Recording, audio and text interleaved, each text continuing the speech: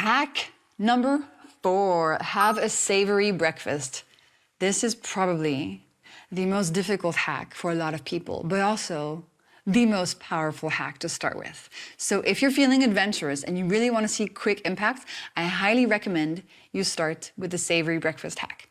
And this is what the savory breakfast hack is. So first of all, if in the morning, like most people these days, you have mostly starches and sugars, let's say you eat a bowl of cereal and an orange juice, or some bread with a jam on it, or granola with banana and honey, mostly starches and sugars, that is a big glucose spike in the morning. The problem with this is that if you have a big glucose spike in the morning, your hunger levels are going to come back up way more quickly, and your energy is going to be out of whack for the whole day. With a big glucose spike at breakfast, you are hurting your mitochondria. Your mitochondria are the little factories in your cells in charge of making energy, and a big glucose spike hurts them, prevents them from making good energy for you to be able to do the stuff that you want to do.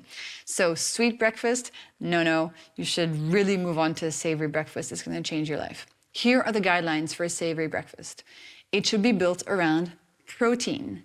Sure, it can be eggs, but it can also be Greek yogurt, it can be nuts, it can be leftover meat or fish from your dinner, it can be tofu, it can be protein powder in a smoothie, etc., etc., etc. Then add some fat, add a little bit of fiber if you want. You don't really have to add too much fiber in the morning, because I know that veggies in the morning feels a little bit intense for some people.